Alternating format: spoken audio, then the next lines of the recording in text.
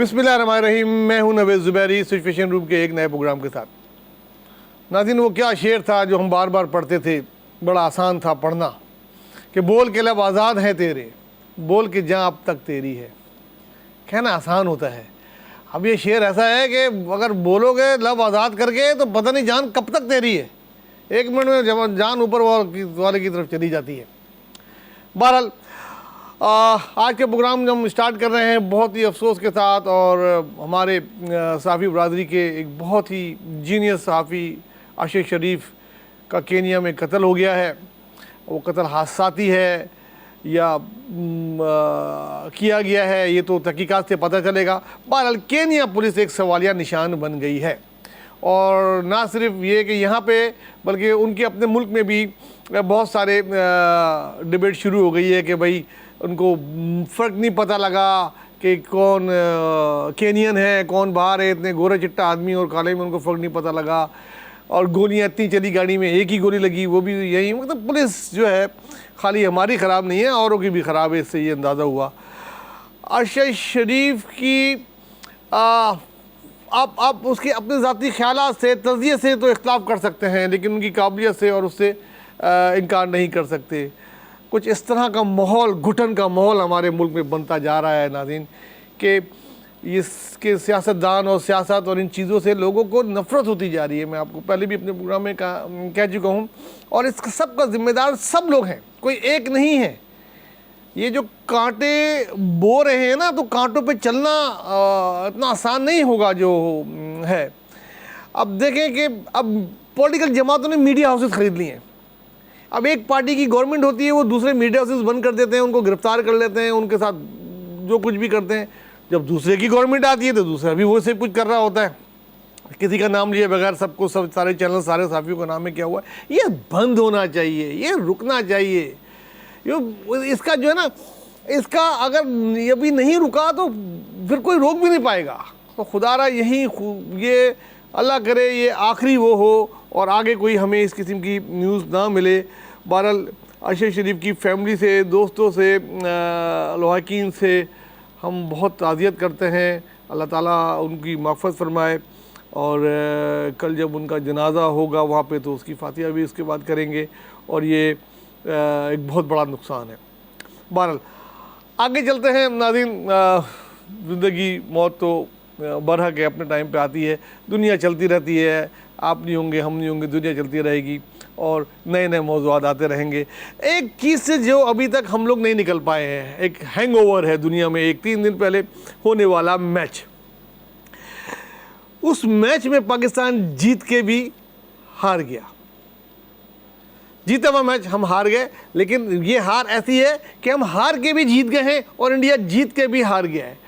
और कोहली और इंडिया की टीम जो है इस जीत पे कभी भी जश्न नहीं मनाएगी, ना ही कभी इसको कोट करेगी। कोहली के वो 3 रन इतने ज़्यादा कंट्रोवर्शियल हो गए हैं जो उसने बोल्ड होने के बाद लिए। एक आदमी बोल्ड हो जाता है यार, उसके बाद कभी रन लेता है। ये जब से फ्री हिट हुई है 9 बॉल पे, ये पहला है कि किसी ने बोल्ड होने के बाद कोई रन लिया हो। आज तक कोई बैट्समैन अगर बनता भी है तो लेता नहीं है। कराहियत, जैसे कहते हैं ना, कराहियत के साथ किया जाता है। और 1 नहीं 2 नहीं 3 रन उसने ले लिए। मतलब वो इतना बड़ा खिलाड़ी है। मैं जो कोहली की, मैं लोगों एक क्रिकेट फैन में से एक हूँ, बहुत बड़ा खिलाड़ी है, लेकिन इस किस्म की चीज़ों से उसने अपना ग्राफ बहुत गिरा लिया दुनिया की नज़र में। वो जो 9 बॉल थी, वो क्या 9 बॉल थी या दिवाली का तोहफा दिया गया इंडिया को। होता यह है, जितनी क्रिकेट हमने भी खेली है, और हमारे यहाँ तो, हमारे मुल्क का तो हर आदमी क्रिकेट को इतना ज़्यादा जानता है। बहरहाल होता यह है कि जब बॉल नाफ से ऊपर हो, और चाहे फास्ट बॉलर की हो या स्पिनर की हो, तो उसको 9 बॉल करार दिया जाता है। लेकिन जैसे ही ये देखता है लेग एम्पायर, तो वो क्योंकि शोर इतना होता है, तो वो हाथ ऐसे करके 9 बॉल का इशारा देता है, जिससे बैट्समैन और बॉलर दोनों को पता लग जाता है कि ये 9 बॉल है, और फील्डर्स को भी पता लग जाता है। ऐसा कोई इशारा नहीं दिया गया, बॉल हाई, और उसके लिए ज़रूरी है कि वो अपनी क्रीज में हो। साफ नज़र आ रहा है वो क्रीज से तकरीबन 3 से 4 फुट बाहर है। अगर वो क्रीज में होता तो वो बॉल और नीचे आ गई होती। क्रीज से बाहर जाके उसने उसको पुल किया है, और वो एम्पायर ने भी जो है ना, वो फ़ौरन यू टर्न लेके उसकी तरफ देखा है कि वो कैच हो रहा है कि नहीं, कोई इशारा नहीं दिया। वो छक्का हो जाता है, उसके बाद कोहली उसको प्रेशराइज करता है कि व्हाट इज दिस, तो फिर उसके बाद वो नो बॉल देता है, जिसके बाद हमारा कैप्टन जाता है और उसको एम्पायर से बात करता है, तो एम्पायर कहता है मेरा नहीं है जनाब, ये एम्पायर का डिसीजन है और उसको रिव्यू लेना चाहिए था। पूरी दुनिया के एम्पायर्स ये कह रहे हैं और बड़े बड़े खिलाड़ी ये कह रहे हैं कि उस वक्त एम्पायर को रिव्यू ले लेना चाहिए था कि ये नो बॉल थी है कि नहीं, क्योंकि मैच इतना हाई प्रोफाइल मैच था, आखिरी ओवर की आखिरी बॉलें बाकी थी और इस वक्त ये बनता नहीं था। बहरहाल ये किया गया और जहां 6 बॉल पे जो 16 रन चाहिए थे, 5 बॉल पे 15 रन चाहिए थे, वो 9 बॉलें करा दी गई, क्योंकि 9 बॉल हुई, उसके बाद वाइड हुई और ये कंट्रोवर्शियल मैच जो हमेशा क्रिकेट की तारीख में एक बदनुमा दाग की तरह याद रहेगा।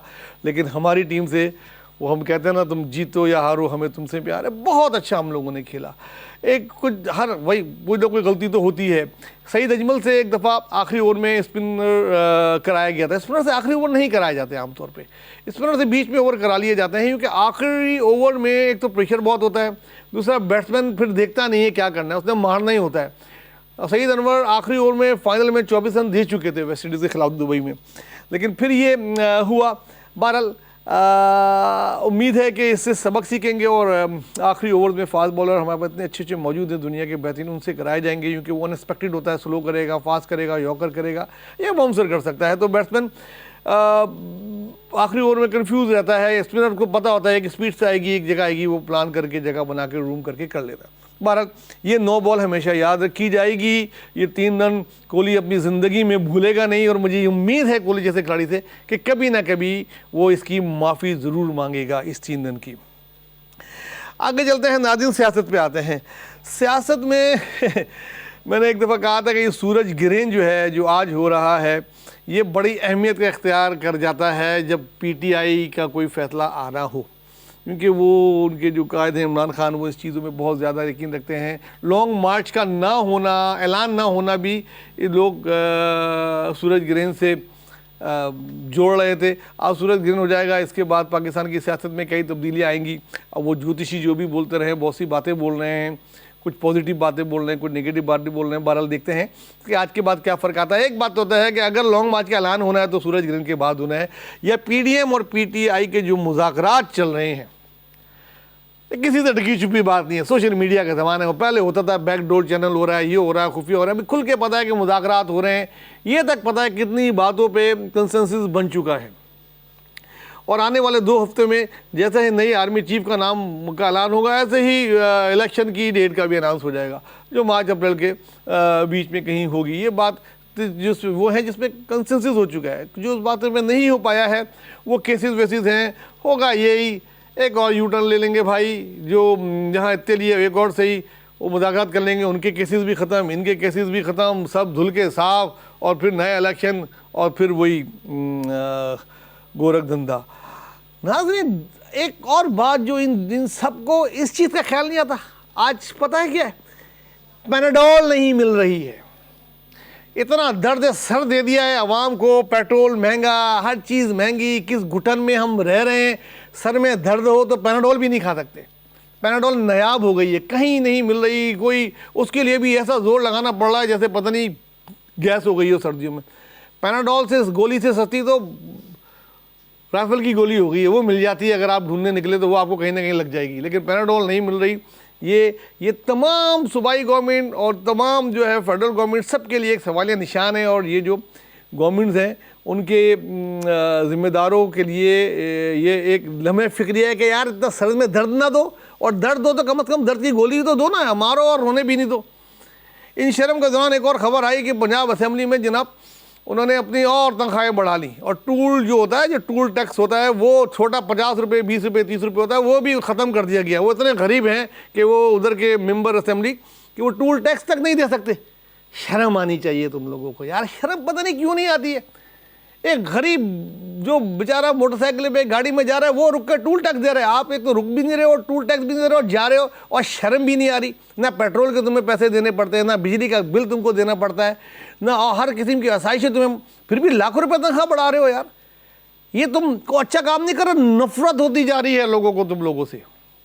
ना करो ऐसी चीज़ें, ना करो, कम करने का टाइम है कि तुमको एहसास तो हो।